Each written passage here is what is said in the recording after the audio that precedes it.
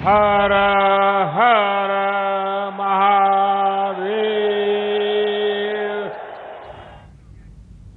काशी में हर हर मोदी। जी हां, प्रधानमंत्री नरेंद्र मोदी आज अपने संसदीय क्षेत्र वाराणसी के दौरे पर हैं। मोदी ने काशी को 1500 करोड़ से ज्यादा की परियोजनाओं का तोहफा दिया। प्रधानमंत्री ने बीएचयू कैंपस में विकास की योजनाओं का शिलान्यास और शुभारंभ किया। तस्वीरें आपको दिखा रहे हैं। मोदी ने यहां काशी के लोगों को संबोधित किया और प्रधानमंत्री ने इसके बाद जापान की मदद से बने रुद्राक्ष कन्वेंशन सेंटर का उद्घाटन किया आज। और मोदी ने कन्वेंशन सेंटर के कैंपस में रुद्राक्ष का एक पौधा भी लगाया है। प्रधानमंत्री ने यहां जापान को भारत का एक अच्छा दोस्त बताया और जापान के प्रधानमंत्री का शुक्रिया भी अदा किया। देश का सबसे बड़ा प्रदेश, जिसकी आबादी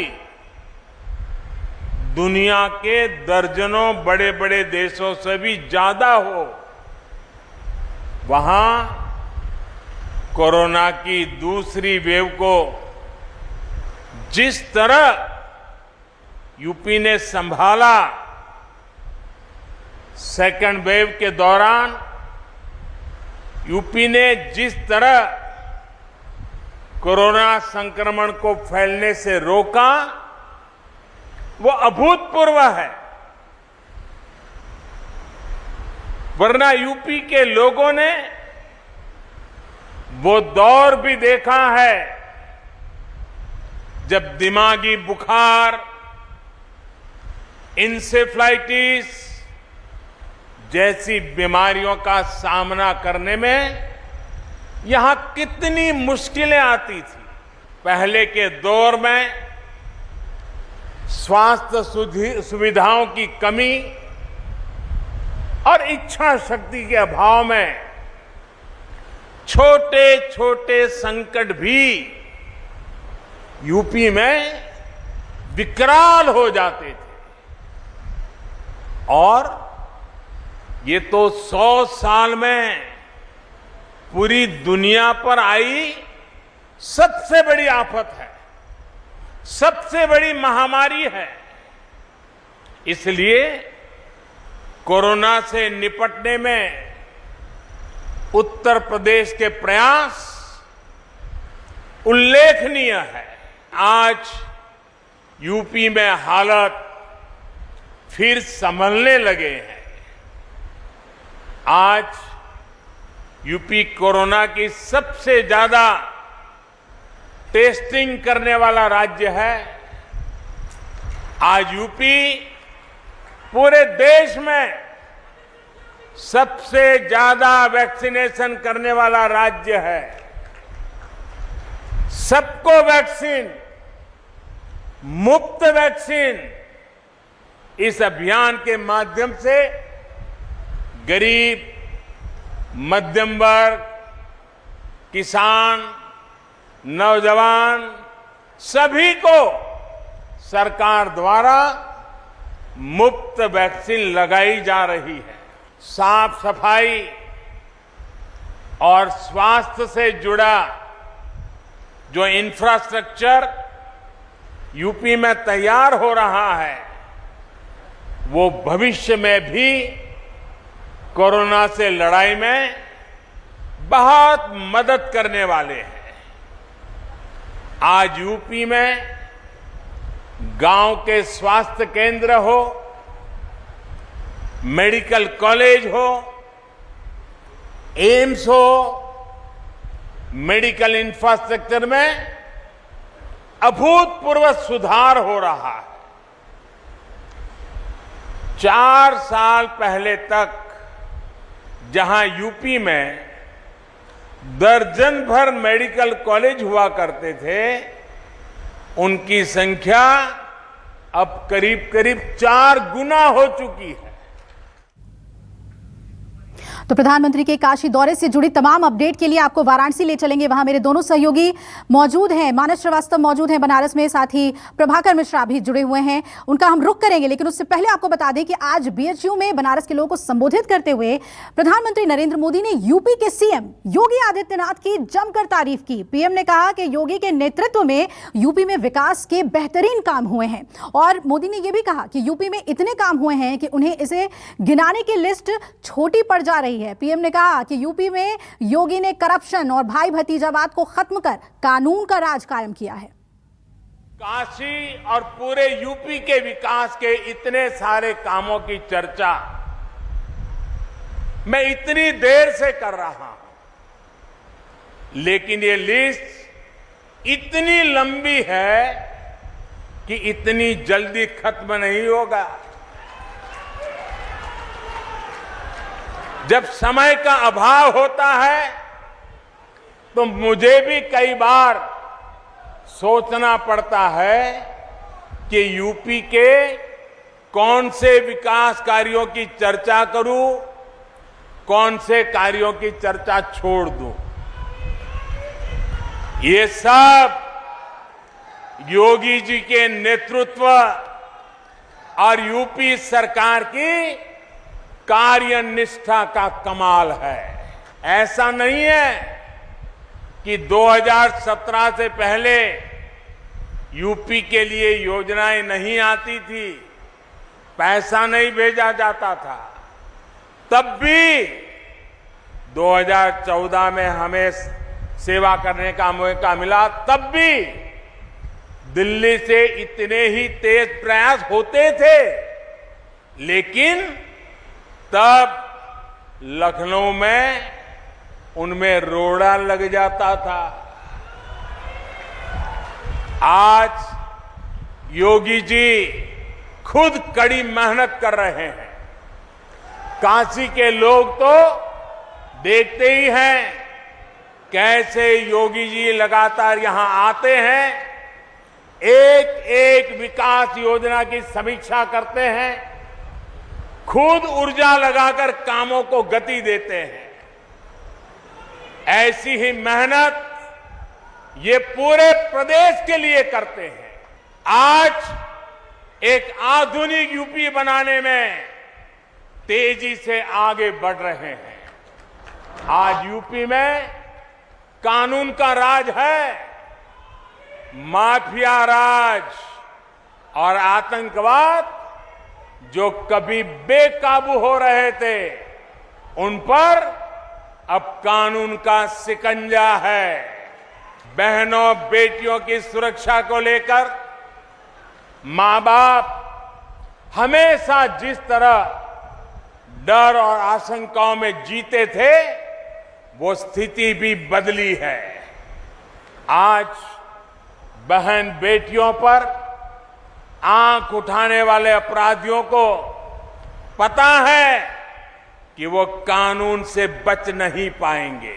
यूपी में सरकार आज भ्रष्टाचार और भाई भतीजावाद से नहीं, विकासवाद से चल रही है।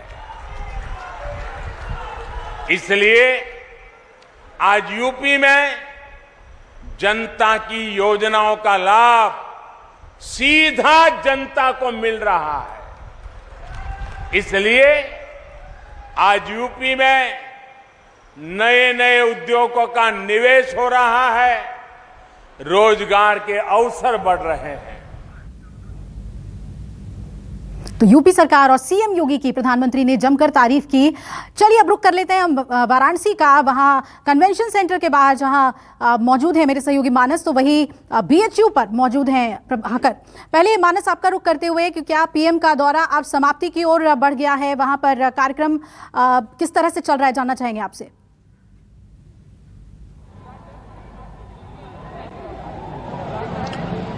देखिए, करीब करीब 5 घंटे का ये कार्यक्रम था और प्रधानमंत्री ने न केवल विकास योजनाओं की बात की बल्कि सियासी तीर भी जमकर छोड़े। निश्चित तौर पर जिस बात का वो जिक्र कर रहे हैं कि पिछली सरकार में पैसा आता था लेकिन विकास में नहीं लग पाता था, तो उस वक्त अखिलेश यादव की सरकार थी तो उनका सीधा हमला समाजवादी पार्टी पे था। और जिस तरीके से उन्होंने मुख्यमंत्री योगी आदित्यनाथ की तारीफ की, तो कहीं ना कहीं उन चर्चाओं पर विराम लगा दिया जहां पर मतभेद की बात कही जा रही थी। लेकिन आपको कुछ हम अद्भुत दृश्य अपने न्यूज 24 के दर्शकों को दिखाना चाहते हैं कि इस वक्त हम उस रुद्राक्ष सेंटर के भीतर आ गए हैं, जिसको लेकर के कल से ही लगातार चर्चाएं हो रही थी और एक इंतजार था कि प्रधानमंत्री और उसका लोकार्पण करें। बहुत जल्दी से आपको कुछ तस्वीरें दिखाते हैं, क्योंकि ये मौका मिला है कि हम अपने दर्शकों को दिखा सकें।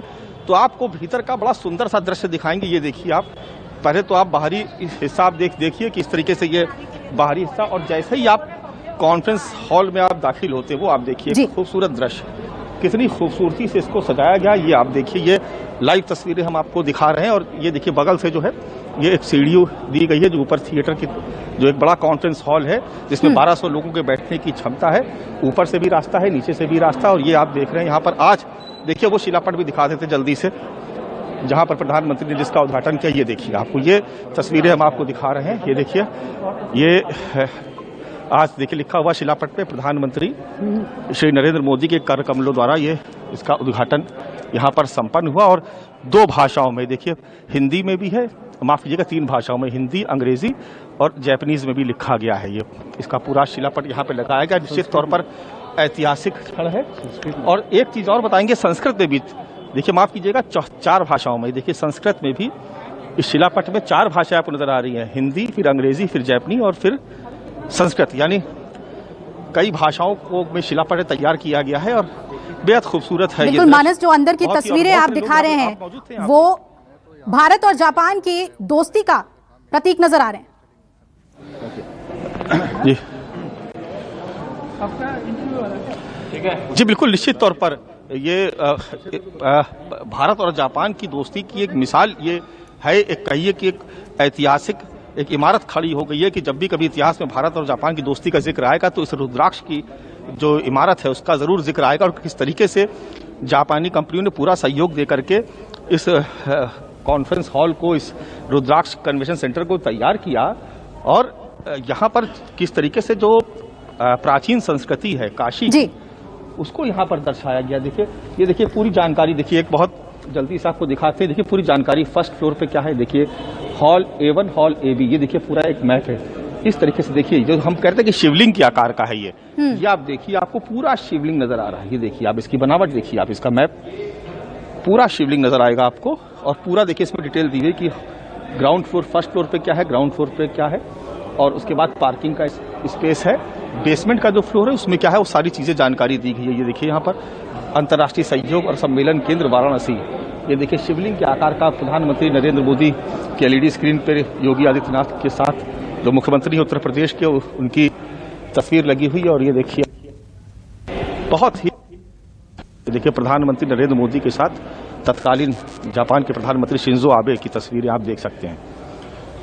जब इसकी नींव रखी गई थी या आधारशिला रखी गई थी, देखिए किस तरीके से, ये देखिए गंगा आरती का जो है ना दृश्य, वो भी इस कन्वेंशन सेंटर में देखिए दर्शाया गया है कि शिंजो आबे आरती कर रहे हैं और प्रधानमंत्री नरेंद्र मोदी भी साथ में है। ये देखिए आप, और कुछ और ऐतिहासिक पल तत्कालीन जापान के प्रधानमंत्री के साथ, तो ये आप देख रहे हैं। और भी आगे कुछ आपको दृश्य दिखाती है। देखिए कितना खूबसूरत ये नज़ारा है, ये आप देखिए बहुत खूबसूरत नज़ारा है। और ये पूरा कॉन्फ्रेंस हॉल, ये पूरा ऑडिटोरियम इतनी खूबसूरत तरीके से किसी भी हिस्से से आए, एक बार यहाँ पर जब आएगा तो उसको देखता रह जाएगा।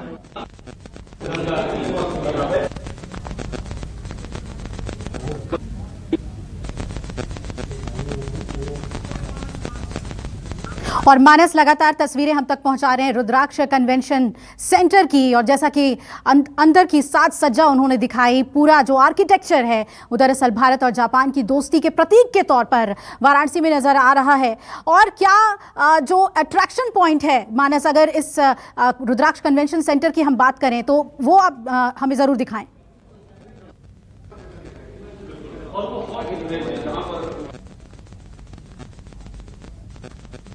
केंद्र है वो कॉन्फ्रेंस, जो जिसकी कैपेसिटी 1200 लोगों की क्षमता। देखिए सबसे अगर दृश्य देखेंगे तो ऊपर आप लाइट की व्यवस्था देखिए, लाइट ये जो गेट है हालांकि कॉन्फ्रेंस चलिए हॉल का मानस, हम गेट आपके अभी पास लौटेंगे। रुद्राक्ष कन्वेंशन सेंटर की जो एक्सक्लूसिव तस्वीरें आप हम तक पहुंचा रहे हैं उसे देखने के लिए बीएचयू का रुख कर लेते हैं। वहां पर प्रभाकर मौजूद हैं और प्रभाकर, जितनी बातें आज पीएम ने की उसमें सीधे तौर पर यूपी इलेक्शन की झलक भी देखने को मिली, क्योंकि उन्होंने यूपी सरकार और खास तौर पर सीएम की काफी तारीफ की। देखिए, एक तो बात ये कि प्रधानमंत्री यहाँ पर जब बनारस में योजनाओं को बनारस के लोगों को समर्पित कर रहे थे तो एक क्षेत्रीय सांसद के तौर पे बोल रहे थे और क्षेत्रीय सांसद ने अपने लोगों को कुछ दिया, 1500 करोड़ से के आसपास की योजनाओं को दिया। लेकिन उसके साथ ही साथ दो तीन चीज़ें बहुत महत्वपूर्ण हुई। एक ये कि जितनी तारीफ कर सकते थे प्रधानमंत्री योगी आदित्यनाथ की, मुख्यमंत्री की, आज तक मुझे नहीं लगता है कि किसी प्रधानमंत्री ने अपने किसी मुख्यमंत्री की इतनी तारीफ की हो। तो इसकी वजह यह है कि उत्तर प्रदेश में चुनाव है और उसके पहले ये खबरें आ रही थी कि मोदी योगी से बहुत खुश नहीं है, हो सकता है कि चुनाव के दौरान ये चेहरा बदल दिया जाए। तो जितनी तारीफ की गई है उसके बाद ये तो तय हो गया कि योगी ने बहुत अच्छा काम किया है। जिन बातों को लेकर उत्तर प्रदेश सरकार को घेरने की तमाम विपक्ष की बातें करें चाहे लोगों की बातें करें, लोग कोशिश कर रहे थे कि कोविड के दौर में उत्तर प्रदेश में जो स्वास्थ्य सेवाएं थी चरमरा गई थी, लोग ऑक्सीजन के अभाव में मर रहे थे, अंतिम संस्कार के लिए जगह नहीं मिल रही थी। लेकिन बावजूद उसके देश के प्रधानमंत्री ये कह रहे हैं कि योगी जी ने कोविड सेकेंड लहर में बहुत बेहतरीन काम किया है। और तीसरी बात एक उन्होंने ये भी कह दी कि इसके पहले की जो सरकारें थी निकम्मी थी। इनके पहले की जो सरकारें थी दिल्ली से पैसा आता तो जरूर था लेकिन कुछ काम हमेशा रोड़ा अटकाती थी। और इसका मतलब ये हुआ कि जो बार बार कहा जाता है कि डबल इंजन की सरकार, यानी कि केंद्र में जिसकी सरकार होगी वही सरकार अगर उसी पार्टी की सरकार अगर राज्य में होगी तो विकास बेहतर होगा। तो यहां पर मोदी जी ने वही संदेश देने की कोशिश की कि चूंकि दिल्ली में बीजेपी की सरकार है, केंद्र में बीजेपी की सरकार है और उत्तर प्रदेश में बीजेपी की सरकार है, तो दोनों सरकारें मिलकर सहयोग से बेहतरीन काम कर रही हैं। और यही संदेश जो है वो समझने के लिए काफी है कि यहां पर जब मोदी जी बोल रहे थे तो न केवल सांसद के तौर पर बोल रहे थे, बल्कि एक तरह से कहें कि भले चुनावी सभा नहीं थी, लेकिन अगर मोदी जी चुनावी सभा में आज के 2 महीने बाद या 3 महीने बाद, 4 महीने बाद अगर उत्तर प्रदेश में या इसी बनारस में कभी चुनावी सभा करेंगे तो यही बातें तो कहेंगे। क्यों? ये बताएंगे कि पिछली सरकारें, इसके पहले वाली सरकारें निकम्मी थी और डबल इंजन की सरकार क्यों जरूरी है और क्यों बीजेपी को और योगी जी को जिताना जरूरी है। तो कुल मिलाकर ये कि ये एक केवल सामान्य सभा नहीं थी, इसे हम ये कह सकते हैं कि भले नाम कुछ और हो, ये एक चुनावी सभा के तौर पर भी हम इसे देख सकते हैं। बिल्कुल प्रभाकर, आपने सही कहा और पूरी तरीके से ये इसीलिए पहले ही कहा जा रहा था कि चुनावी बिगुल भी पीएम वाराणसी दौरे में फूंक देंगे। बीएचयू कैंपस में प्रधानमंत्री नरेंद्र मोदी का स्वागत करते हुए यूपी के सीएम योगी आदित्यनाथ ने वाराणसी के विकास के लिए पीएम की तारीफ की और योगी ने कहा कि काशी अब देश और दुनिया के लिए विकास का एक रोल मॉडल बनकर उभरा है। पिछले 7 वर्षों के दौरान काशी में 10,300 करोड़ रुपए की परियोजनाएं पूरी हुई हैं और लगभग 10,284 करोड़ रुपए की योजनाएं वर्तमान में गतिमान हैं। काशी जिन बातों के लिए तरसता था, आज वो काशी अपने एक नए रूप में देश और दुनिया के लिए एक नई प्रेरणा बन रही है। स्वास्थ्य का हो, इंफ्रास्ट्रक्चर का हो, शिक्षा, पेयजल, हर एक क्षेत्र से जुड़ी हुई इन परियोजनाओं का लोकार्पण और शिलान्यास का कार्यक्रम आज आदरणीय प्रधानमंत्री जी की प्रेरणा से, उनके कर कमलों से यहां पर संपन्न होने जा रहा है। अपनी तमाम राष्ट्रीय और अंतर्राष्ट्रीय व्यस्तताओं के बावजूद आदरणीय प्रधानमंत्री जी ने एक संवेदनशील जनप्रतिनिधि के रूप में देश के यशस्वी प्रधानमंत्री के रूप में अपना समय अपने संसदीय क्षेत्र के लिए निकाला। वहीं प्रधानमंत्री नरेंद्र मोदी ने कन्वेंशन सेंटर के उद्घाटन के बाद जापान को भारत का भरोसेमंद दोस्त बताया। पीएम ने कहा कि जापान और भारत मिलकर कई प्रोजेक्ट्स पर साथ काम कर रहे हैं और पीएम मोदी ने कहा कि काशी का श्रृंगार रुद्राक्ष के बिना अधूरा था, अब काशी का विकास और ज्यादा चमकेगा। काशी तो साक्षात शिव ही है। अब जब पिछले 7 सालों में इतनी सारी विकास परियोजनाओं से काशी का श्रृंगार हो रहा है, तो ये श्रृंगार बिना रुद्राक्ष को कैसे पूरा हो सकता था। सैकड़ों योजनाओं का लोकार्पण और शिलान्यास हुआ और अब ये रुद्राक्ष कन्वेंशन सेंटर, काशी का प्राचीन वैभव अपने आधुनिक स्वरूप यानी एक प्रकार से आधुनिक स्वरूप में अस्तित्व में आ रहा है। मैं भारत के परम मित्र जापान को, जापान के लोगों को, प्राइम मिनिस्टर श्री सुगा योशिहिदे को और एम्बेसडर श्री सुजुकी सातोशी जी को बहुत बहुत धन्यवाद देता हूं। और अभी हमें प्रधानमंत्री जी का वीडियो संदेश भी देखा। उनके आत्मीय प्रयासों से काशी को ये उपहार मिला है। नमस्कार, मैं हूं मानक गुप्ता। अगर आपको हमारा ये वीडियो पसंद आया हो तो इसे लाइक और शेयर जरूर करें और हां, हमें सब्सक्राइब और फॉलो करना ना भूलें ताकि आप देश और दुनिया की कोई खबर मिस ना करें। तो जुड़े रहिए हमारे साथ और देखते रहिए न्यूज़ 24।